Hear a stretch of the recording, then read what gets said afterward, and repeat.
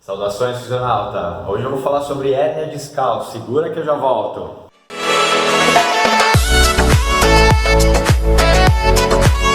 As hérnias discais elas podem acontecer por conta de um esforço repetitivo ou quando a pessoa executa uma tarefa com uma carga excessiva, com uma sobrecarga e acaba arrebentando a parede do disco intervertebral. O núcleo, que é gelatinoso, acaba empurrando a parede, acaba forçando a parede e acaba extravasando. Existem vários graus de hérnia discal. O primeiro seria só uma leve protrusão, ou seja, o conteúdo interno do disco intervertebral, esse núcleo, ele acaba empurrando a parede do disco e acaba deformando esse disco. Numa fase mais avançada, esse núcleo ele pode rasgar todo o tecido fibrocartilaginoso do disco e cair dentro do canal medular. Aí a gente dá o nome de sequestro. Um esforço repetitivo, uma sobrecarga, um trauma ou apenas o envelhecimento pode causar a degeneração desse disco intervertebral. Ele serve para encaixar as peças ósseas, as vértebras da coluna. Ele também absorve o impacto. Então, em cada espaço intervertebral, eu tenho como se fosse um amortecedor, que é esse disco fibrocartilaginoso. Ele é de um tecido espesso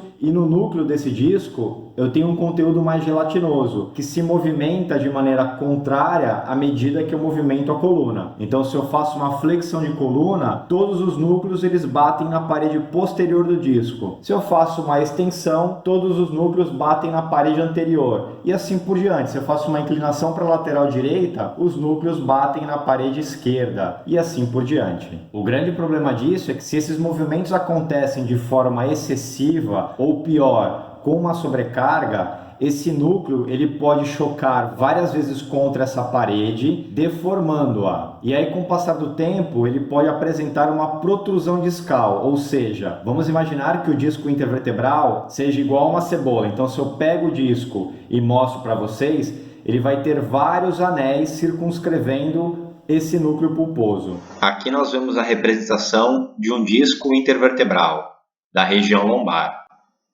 Então ele é um disco fibrocartilaginoso, nós conseguimos ver aqui a parte fibrocartilaginosa do disco, e na região central nós conseguimos observar o núcleo pulposo, que é aquele núcleo que se desloca em sentido contrário de acordo com a movimentação da coluna. Conseguimos ver aqui também os anéis fibrosos que circunscrevem o núcleo pulposo. Então esse núcleo ele vai chocando na parede e ele pode ir arrebentando essas paredes mais centrais e ele vai acabar deformando esse disco. Então essa peça ela tem esse formato discoide, ela pode acabar ficando com uma parte mais pontiaguda, que é exatamente por onde o núcleo está forçando a passagem.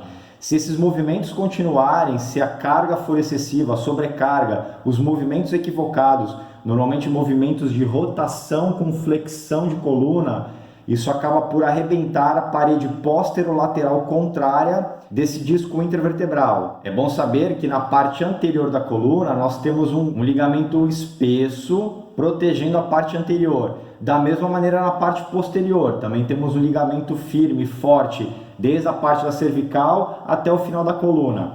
Na região posterolateral é uma região descoberta, não há ligamento, que é justamente por onde normalmente escorrega o núcleo pulposo, para onde saem as hérnias. Então é justamente nesse movimento que eu mencionei, uma rotação com flexão. Então a pessoa vai abaixar para pegar uma sacola pesada, um botijão, uma botija de gás, um galão de 20 litros de água, e aí quando ela vai levantar é exatamente onde o núcleo já estava facilitado, onde já havia de repente uma protrusão discal, e aí foi o suficiente para rasgar todo o anel e extravasar o conteúdo do núcleo. Na região acontece um processo inflamatório, dependendo do ângulo que o núcleo extravasa do disco intervertebral, ele vai atropelar as estruturas que estão por perto. Então, normalmente na região a gente tem vaso sanguíneo, a gente tem as raízes nervosas, os nervos que saem da medula, e se for na cervical, para inervar os membros superiores, se for na lombar, os nervos que vão inervar os membros inferiores. Então, dependendo para onde o núcleo escorrega,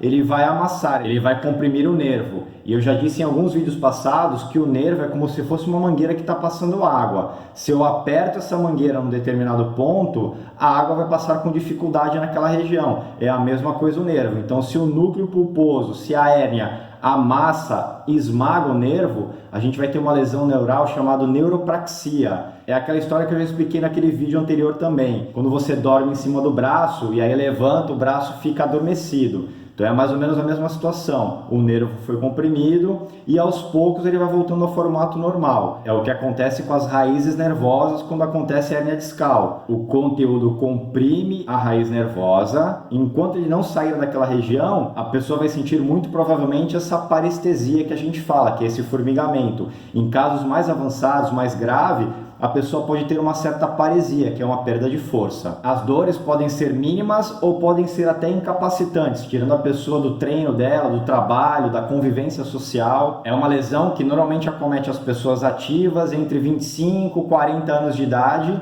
podendo se estender para pessoas com menos de 25 e com mais de 40. Com menos de 25 anos, às vezes aquela pessoa, adolescente, adulto jovem, que está treinando de forma exaustiva, sem uma orientação de um profissional de educação física e acaba carregando peso em demasia, movimentando a coluna de maneira errada e acaba por formar hérnia discal. Já no envelhecimento, pessoas acima de 40, 50, 60 anos, a gente já está falando de uma degeneração normal do envelhecimento. Então o disco ele fica um pouco mais fragilizado, sendo mais fácil ser destruído pelo núcleo pulposo caso haja um movimento feito com sobrecarga, movimentos repetitivos, então fica uma situação mais facilitada. O diagnóstico é eminentemente clínico, o médico normalmente pode solicitar exames de imagem, raio-x, ressonância, o raio-x para observar o alinhamento ósseo e a ressonância é um exame um pouco mais detalhado que vai aparecer, que vai apresentar mais as partes moles, as estruturas que envolvem a lesão. Então vai aparecer o disco intervertebral, a parte muscular, tendínea, ligamentar. Então é um exame mais detalhado, mais bem detalhado, para identificar em qual nível aconteceu essa herniação e qual o grau da herniação, se é apenas uma protrusão discal ou se já há um sequestro, uma coisa mais avançada.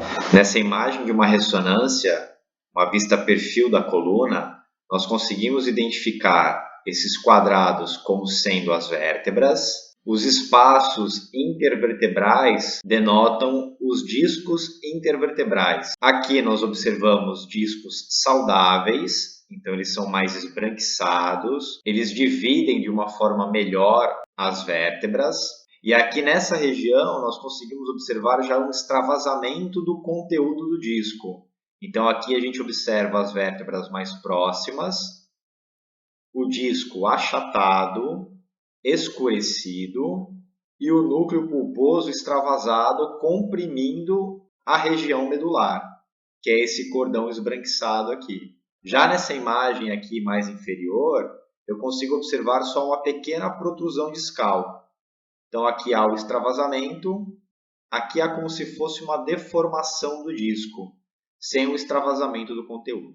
O tratamento inicial prioriza o conservadorismo, então a fisioterapia entra nessa situação. Então o controle de quadro de dor, do processo inflamatório, um recondicionamento de todas as estruturas que envolvem a lesão é de vital importância para que a pessoa saia da crise e ganhe uma certa consciência da postura e principalmente do movimento. Os medicamentos prescritos pelo médico também vão auxiliar nesse processo, vão auxiliar o fisioterapeuta a ter uma conduta mais facilitada no avanço desse equilíbrio estrutural da pessoa. Caso o tratamento conservador falhe, a gente vai entrar na parte cirúrgica. Então, o cirurgião médico ele vai indicar uma cirurgia da minimamente invasiva, caso seja uma situação mais circunscrita, ou uma cirurgia aberta de grandes proporções com fixação intervertebral, caso a lesão seja um pouco mais grave. Nas duas situações, a pessoa vai precisar de um recondicionamento muscular, da fisioterapia. Lembrando que as situações mais avançadas, as cirurgias mais avançadas,